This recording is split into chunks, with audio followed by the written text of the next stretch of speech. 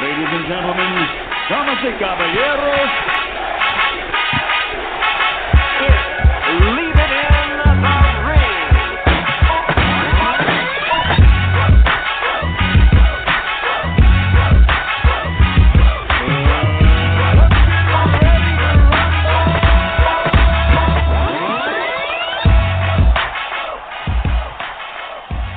Well, welcome back to a Saturday Leaving the Ring Radio. I'm hosting this all alone, all by myself. Anyways, we just got done watching Anthony Joshua's return back to the ring and facing Pullup and getting the stoppage overnight on the ninth round. It looked like it was going to end early in the third round, but Pullup is proven to be a very tough guy to nail down, to nail in the coffin on the guy, right? And he was able to withstand the onslaught that Anthony Joshua posed on him. But, going through social media and checking everybody out, and a lot of mixed reactions, a lot of folks, having their opinions about him. And I'm just going to get on here and tell you basically what I thought, and then obviously we'll go in a deep dive on Monday at 5 p.m. Pacific, 8 p.m. Eastern time with my co-host, Amilcar. There's a lot of boxing happening today. It's a stacked Saturday for us boxing heads. Completely excited about it. These are my favorite Saturdays. Not the favorite Saturdays for the family, because they wish that it would only be a few hours and then I can, go back and sit down and do things with them. But this is the only Saturday that Daddy gets all by himself, So it is what it is. But I love him. Right? Just like you guys love them and stuff, because it gives us something to talk about. So as you see as the title, AJ is back, but were you impressed? Some folks weren't. I was talking via text with my co-host Amilcar. He wasn't impressed, but he did say he looked good, but he's going to have his things to say, obviously, about Anthony Joshua's dismantle Pulev. Okay, the one thing to point out is Pulev is not the same guy. He's an old warrior. He's been in some wars. We mentioned that on last week's Monday show, what we were expecting. But you know what? I'll tell you what I was expecting, and I talked about this on the Monday show. I had said that if Anthony Joshua comes out the way he did against Andy Ruiz in the rematch, that was really going to leave a bad taste in a lot of fight fans, because it wouldn't actually put no add-on of us wanting to watch him get in with Tyson Fury, right? That he needed to make not so much of a statement, but a statement in terms of like, hey, there's something there that we could sink our teeth in, that's going to be worthwhile, right? So I wanted to see like a second gear from Anthony Joshua. And immediately on that third round, when he came out and he found that his right uppercut found a home, he let it go. And he didn't let up on Pulev, okay? He got Pulev to go to a knee. The referee stepped in. Was really at the end of the round. He comes back in the fourth round, and even in the fifth round, he really took his foot off the gas. And I think that's what a lot of fight fans had a problem with. I saw a lot of fight fans going like, "Oh, great, he put, he's going back to the jab, etc." And I was thinking like, dude, what's up, Jesus? What's up, Gfunky? Really quick, let me say hi to the familia. What's up, Chicano Prophet? What's going on, brothers? Thanks for joining me and stuff, Okay, so going back, okay, I was like, well, you know what? I think he learned his lesson with Andy Ruiz, okay? Because when he dropped Andy Ruiz, he immediately jumped over on Andy Ruiz and he got caught. And it was really early in the round, Here's another thing, too, is that a lot of big guys, they expend a lot of energy. And I think that Anthony Joshua actually now understands that. And you could even say in this fight that we just witnessed right now that he took the gas off the pedal, because you could see that his punches were kind of lacking some steam, and it was almost like, even though it was Pulev that got hurt and dropped, it was almost like Anthony Joshua was trying to get his bearings back and catch his breath so that he could pour it on in those late rounds. So to me, that was a good sign that he kind of understands that athleticism and youth doesn't always work. You got to bring in some ring experience and some intelligence there, and you know what, kind of getting a hold of your pride and pulling it back, inserting that there's skills that win the fights. Not always your size, your muscle, and your youth are going to win these fights, because, what Pulev was hoping was that this guy was going to probably gas out and make the mistake that he did with Andy Ruiz.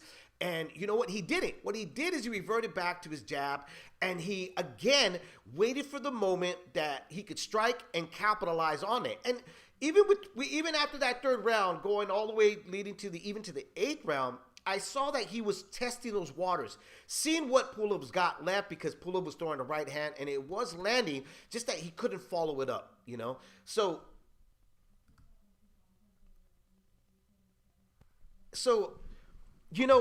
I thought that it was a smart move for Anthony Joshua. I thought it was a smart move that Anthony Joshua showed us that he has 2 gears.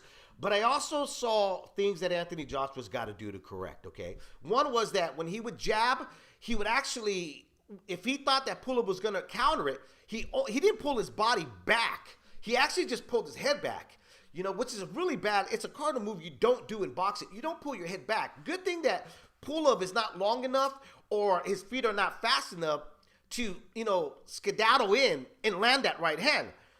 That's something he's going to have to fix if he's going to get in with Tyson Fury. I think Tyson Fury would definitely capitalize on that, okay?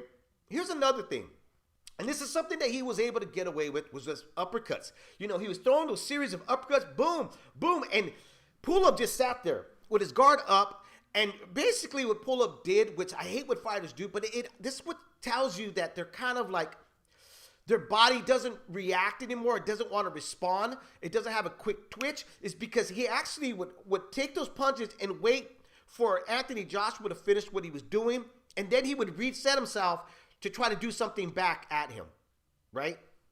And I can't picture that Anthony Joshua can get away to doing that to Tyson Fury, okay, or anybody else that's got not that many miles on their body like the way Pulev did. Now, taking nothing away from Anthony Joshua's performance, I still thought it was a solid performance. I thought it was a performance that we needed to see, okay? But here's the truth. When Lennox Lewis got stopped by Oliver McCall, we saw a different Lennox Lewis, okay? When he got stopped by Hasim Rahman, we saw a different Lennox Lewis. Same thing with Vladimir Klitschko. When he got stopped, we saw a different Klitschko. We saw a smarter Klitschko. We saw a smarter Lennox Lewis. I'm starting to see a much smarter Anthony Joshua in this fight. Now, granted, it's against Pulev. I understand that. Most of you guys are going to say, but it's Pulev, bro. I mean, anybody could have done that. We don't know that, though. I'm just judging off of what I saw today from Anthony Joshua. But I got to stand here and honestly tell you, I still would pick Tyson Fury in beating and even possibly stopping. I know some of you guys are going to go like, you're crazy, but I could see Tyson Fury stopping Anthony Joshua, because there are certain things in there that he still does that, honestly, a tall and bigger man would take advantage of, okay? Obviously, Tyson Fury is not going to lean on Anthony Joshua, or possibly not even do half the things he did to what he did to Deontay Wilder, because it's a different beast. You got to admit that Anthony Joshua's got better legs. He does have better boxing skills. He does have a better jab. He knows when to use that jab. But I think like the pulling back of the head, or sometimes standing a bit too long to wait for the receipt, Tyson Fury is going to make him pay for that. Here's another thing, is that Pulev was going to AJ. I don't see Tyson doing that. Certainly not in the first couple rounds. I see him allowing AJ to take control, lead in the dance, where he can capitalize on that, okay? But here's the thing that Anthony Joshua did that I liked. Jabbing into the solar plex. If you've listened to me for years, of me doing the show, leaving the ring, you would know that I'm an advocate of people learning how to jab to the solar plex. As being as tall as he is, for him to jab to the shorter guy and actually land that jab says a whole lot, because it stops a guy from moving in, okay? And that definitely could stop Tyson Fury from moving. It could actually paralyze him, stay at one spot where he can land that right hand, you know? But again, like I said, I don't know if you were impressed by him. I definitely was impressed with what I saw, and I was definitely impressed that he did show that, you know what, he is actually not shell shock, meaning that he wasn't willing to take risks. Was it the amount of risk that a lot of fight fans were hoping to get from him? Maybe not, but I thought it was just enough for me to go, it wet my beak to go, now I'm really interested in seeing that Tyson Fury fight, you know? That's what we needed. That's kind of like in the same case of Deontay Wilder. That's why I want to see Deontay Wilder go and fight somebody else to see whether or not that Tyson Fury stoppage, did it affect him mentally? Does he have a mental block? Can he overcome that? With Anthony Joshua, I think he did. I think he did take a leap, towards that. Now Pullup wasn't the most dangerous guy, but he's a durable guy. And that's what we wanted. That's what I wanted. And I think a lot of fight fans wanted, But you can certainly make a case, and I know that, Milcar is going to come on Leave a Ring, and he's going to make his case of why he was impressed, but not too impressed, and he'll give you all his reasons. And we'll have the phone line up. You guys can call in and definitely state out your opinion, guys, what you think about Anthony Joshua. Is he back? And if he is, were you impressed or you weren't impressed? Let's go here in the chat room here and let's see what folks gotta say. Better Watch Sal says Fury is too crafty. I agree with you with that. I definitely agree with you. That's why I'm saying that Anthony Joshua, I think they're on the right track. Okay, I think that you can honestly say that Anthony Joshua and them are just not fighting off of skill. They're definitely fighting off a plan. Okay, they're definitely working on things in the ring. Okay. Now, does he still have a way to go to correct things? Absolutely. It's impossible to mold a fighter to be a perfect fighter. Okay, you're always gonna have something there. That you're maybe you come out fighting perfect, but you know what? When the exhaustion or your stamina starts running low, that's when you start seeing guys kind of falling apart. That's what makes Errol Spence actually pretty phenomenal to watch, because from the first all the way to the 12th, you kind of see the same guy every time out. You know what I'm saying? So AJ definitely has to go back to the drawing board and look at the things that he did with Pulev, which is a far less craftier fighter than Tyson Fury, if he wants to beat Tyson Fury. And Tyson Fury too has to look at what he cannot do against AJ, because in my opinion, he can't go after Anthony Joshua the way he did to Deontay Wilder. I could be wrong, but you know what? It's just my opinion. I don't think he should do that. If anything, I think Tyson Fury needs to show the kid 2 to 3 different game plans in there. That's what makes a lot of great fighters. That's what made Floyd Mayweather such a phenomenal stuff. He did have an A and B plan in there, and he would show you different faces of what he could do in that ring, right? So let's go. Let me go back up. Let me troll back up here. D-Style said, I think AJ paced himself well. I think so too. I really, really did. I don't know what people were expecting. I think that, like I said, I think that immediately when you see Pulev get dropped on that 3rd round, Pulev even sticking out his tongue and, yelling and stuff, it shows you that the guy was game. Okay, he wasn't there to get a paycheck. He was actually there to try to win the fight, but his body just couldn't respond to it. He didn't, he just doesn't know how to close that distance. He's not an inside fighter. There's a lot of things that Pullup just didn't bring to the table, okay? Other than the heart and the, and the chin. You got to give it to him. He's a hard guy to stop and stuff. But I think that AJ paced it. I think that AJ looked for the openings. And when he got him, he attacked it, okay? Now, could he create those openings a little sooner? Probably. But I still think that in the back of his head, he's thinking Ruiz. You know what I mean? And you know what? Second fight second fight back. I still think that the kid's still learning a lot, but I think what I like about what I saw and how well he paced himself, that he's still a student to the game. You know what I mean? Where a lot of guys would actually just come back and, use their athleticism, and make these same mistakes. This kid didn't. He actually shows that he understands the fight game and he's willing to swallow his pride and go, I got to learn more. I got to do more. So I did enjoy that. Gfunky in boxing says, Pulev telegraphing his shot, especially the right hand. He was, man. He really was. And I think, too, is that it was like him. I think because the response was so late, I think it was him trying to rush something there. It wasn't him trying to set something. No way, no how did I see Pulev set anything up. If anything, I saw Pulev punch just to punch, okay? And, in boxing, this. A punch has to have a reason behind it. And what I mean by that, don't jab just to jab. You're jabbing for certain reasons. You're either jabbing to break the guard, you're jabbing to make a guy's head move a certain way, you're jabbing to stop a guy in their tracks, or you're jabbing to break a guy's nose to kind of blind them up a little bit, okay? Where Pulev, we didn't see any of that. We saw him just punch, just throw a punch, just to punch. So let's go down here. I hope, this is Chicano Papa, I hope we get the undisputed so Gfunky gets a good night's sleep. Absolutely, man.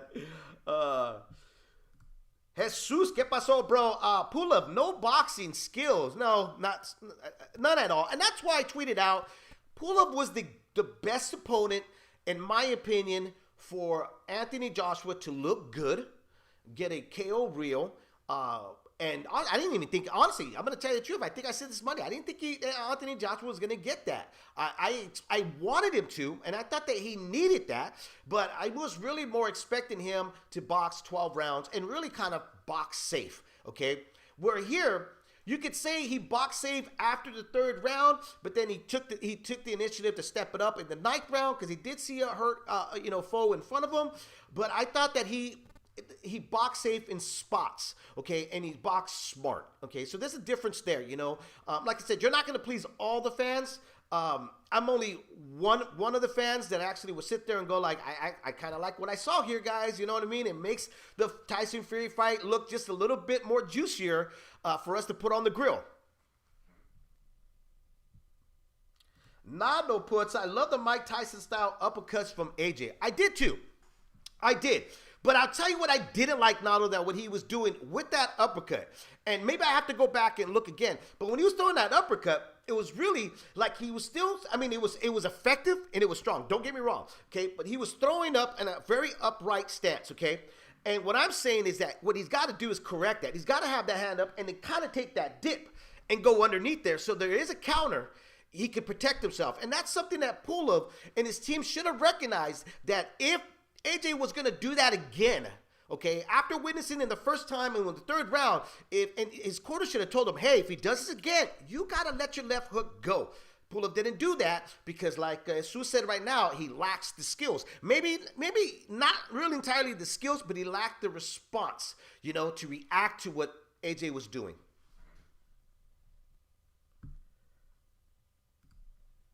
Chicano, is Joshua back? I think it's more of a, don't call it a comeback. Possibly. You know what I mean? I mean, beating Pulev, you can't say he's back, but you can't say he's on the right track. How about that? Nado says, bring that fight to Vegas. I don't know, man. I think they want to keep it over there. On the other side of the pond. I mean, it is a huge fight over there. It definitely will be the biggest heavyweight fight in the UK, for 2021. And in all honesty, I don't care where it happens. It's just got to happen. It is a fight that I think right now, just off this performance from of Anthony Joshua beating Pulev, I think, and honestly, it's debatable. And who could win that fight? You're going to have a lot of pro Fury fans.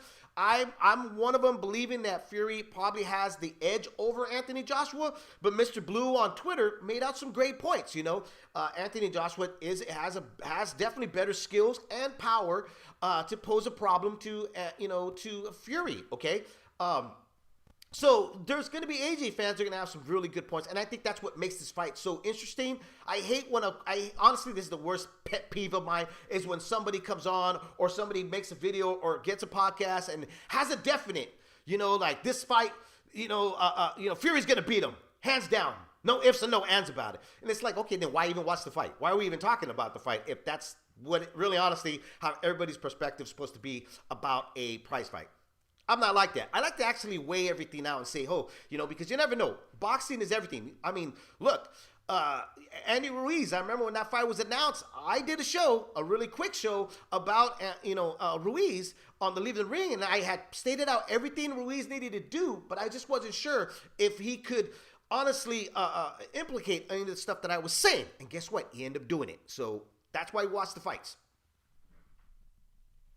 Let's keep scrolling here. D-Style, he was winding uppercut, cut too much and missing, so he needs to shorten it. I agree with you. I definitely agree with you, but I also think that too, I think that AJ knew there was nothing that was going to come back, okay? The thing that the commentators like Brian Kenny and Sergio Mora, they were bringing up Andy Ruiz a lot, and rightfully so, because Andy Ruiz was the guy that upsetted him and obviously had the blueprint of how to beat AJ. But the one thing they didn't want to point out was the hand speed and the time response that Andy Ruiz has. Okay, that Pullup just wasn't able to do. Okay, he wasn't going to be able to pull that off and stuff. So I think a lot of mistakes that AJ was getting away with was because of the guy that was in front of him, which was Pulev, okay? Which we know the fact that Tyson Fury is not that guy. He's a crafty guy. He's still in his prime, and he definitely shows a lot more that he can do in terms of ring intelligence that is going to pose a lot of problems for AJ. And this is where AJ is going to have to really, really, really dig deep to have something there to pull out of the bag, something more added to his arsenal. It was good to see that in his part of his arsenal, which we've seen in the past him did use. I mean, I've seen Anthony used the uppercut before, but this was at a regular pace and more added into his arsenal for today against Pulev, and I think it was because of the opponent. I don't see him trying to get that off or even attempt to do that against Tyson Fury, because if one thing, who's the better two in infighting? I would have to lean towards Tyson Fury.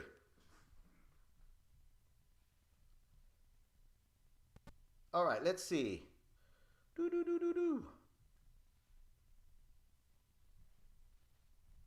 Chicano Prophet. The Fury versus Joshua fight would be great for boxing. Fury just said he wants that fight next. And actually, Bob Arum tweeted out too. Got to make that fight. And I don't think Eddie Hearns has kind of shied away from it. He's saying he wants that fight. And I like the response that Anthony Joshua was like, hey, if he has the belt, and I've always said, I want to fight the best. I want to be undisputed. This is the route that I want to go. Something that we were hoping that Errol Spence was going to say, right? That's what we wanted. Errol Spence has the whole package, but doesn't know how to market himself or actually just say what he wants, what he's thinking, not what everybody else is thinking, what he's thinking. Like, we want to know what you're thinking, man. Should have called out Terrence Crawford. I was disappointed about that. How many of you guys were disappointed about that? We were all waiting for that post-interview for Errol Spence Jr. to go out there after defeating in a dominant fashion against Danny Garcia Jr. and saying, I want that guy that's in attendance in the audience, Terrence Crawford, Bud, right? Didn't do it and stuff. What AJ, he said, hey, would you tell me, who do you want me to fight? Okay, he tried to get the fans to engage in the audience and their attendance at the fight against Anthony Joshua versus Pulev. They obviously showed who they want to see AJ step into the ring with next in 2021. And that actually got me really excited. Made me want to come on here and chop it up with you guys and tell you my point and my view about what I think should happen next. I want to see it. I think you want to see it. I think it's something that obviously needs to be doesn't need to be marinated. We can agree with that, right? Doesn't need to be marinated, okay? Because look what happened with Anthony Joshua and Wilder. We had a wild card. And let's be honest, there's a lot of wild cards in boxing right now that if they decide not to make this fight happen early of 2020 or mid 2021, which I don't know, summertime is probably what they're looking at, is to make it happen in the summertime, give it enough time to promote it and market it and get it out there, get these guys good time to rest and to have a training camp. Right? But if they decide not to do that and put somebody in the mix, you got to admit, there are wild cards out there that can upset this fight will never happen and it'll be a drop dead. And how many of us want to see Stephen A. Smith go on this horrific rant and crying again because he didn't get the fight that he wanted to witness? I'll pass on that, guys. I don't know about you guys.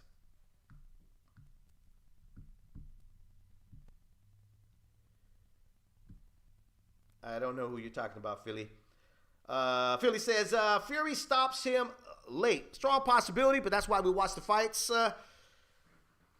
That's why we watch the fights there, Brother Drew. Just making sure, man, I had the right guy that was talking. But again, could be a possibility, and it can also be a possibility that AJ drops him and hurts Tyson Fury. We don't know, Even going off of this performance, I think there's a lot there to be said about what AJ has done, but there's also a lot to be said about what AJ needs to work on, right? Right now, Tyson Fury is the man on the top of the hill that needs to be beat, right?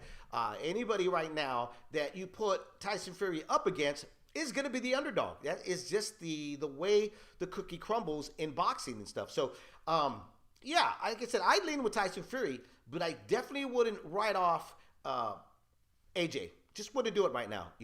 I think that the Pullup 5 was a series of different things there for him. Adding a little few things in there with punches, adding on how to pace himself. But also testing out that chin and that confidence. Honestly, it was more the confidence, to see whether or not that he was going to have that mental block of whether or not he was going to be scared to be touched or scared to even engage.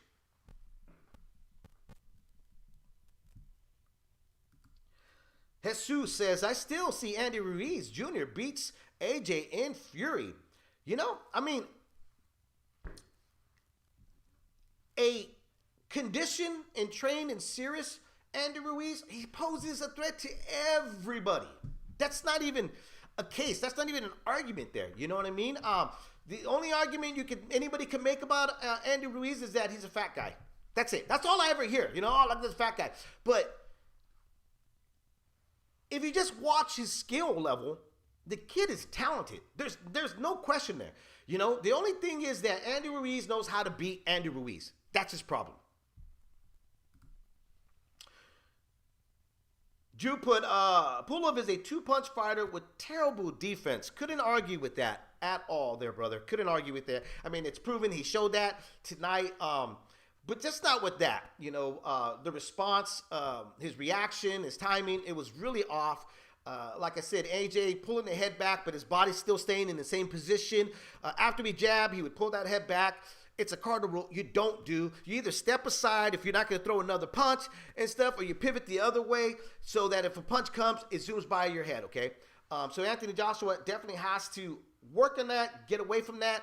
If he plans to be effective with that jab against Fury, because Tyson Fury is pretty quick, he will adapt, he will see the openings, and he takes advantage of it. We've seen him do it numerous times. Now, Tyson Fury does have a questionable chin. If AJ has a questionable chin, Tyson Fury's got a questionable chin. But we both know that, can't take nothing away from AJ. Yes, he was dropped. Yes, he was stopped by Andy Ruiz. But he still got up. Fury has done the same thing, So I think that in terms of heart and chin, I think that they're pretty equal, okay? This is going to be, honestly, a match on wits. Who can establish better and who's going to have a better game plan and who's just going to be the better guy on that night when they do decide to step in the ring against each other, hopefully in 2021.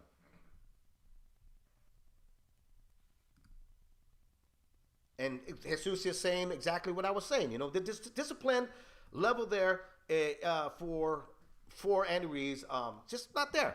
Maybe he got it back because he's basically been written off. And honestly, he's pissed off a lot of Mexicano fans. Let's be honest here, man. Mexican fans, we're pretty tough, man. We're pretty tough when it comes to our own raza, our own fighters. We expect a lot. And what he did was like historical. And it's kind of fucked up because he only held on to it for a short period of time. And then he just he was like, oh, well, whatever, right? But anyways, that's a different story. I hope to see Andy Ruiz back in the ring. I hope to see Andy Ruiz did take this serious, because this would be considered a third part of his career, okay, if you've not witnessed and watched Andy Ruiz. But then again, we don't know yet until, like I'm saying, I think it's always best to hold back until we see. Just like with Anthony Joshua. I thought it was best to find out, hold back to see what are we going to get, okay? And that's where I was at on Monday. What Anthony Joshua are we going to get? And I think we got our answers. Again, you can make a case about Pulev and say, well, it's against Pulev. I'm not that impressed. I need to see more. You have that right.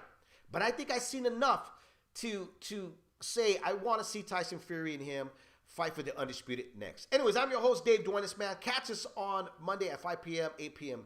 Eastern time here on the show. My co-host will be with me. I think we're going to be having a guest come on, man. I'm not really sure. I'll let you guys know. They have to reach back to me. They said they did want to come on. I think it's going to be a really fun guest that you guys are going to enjoy.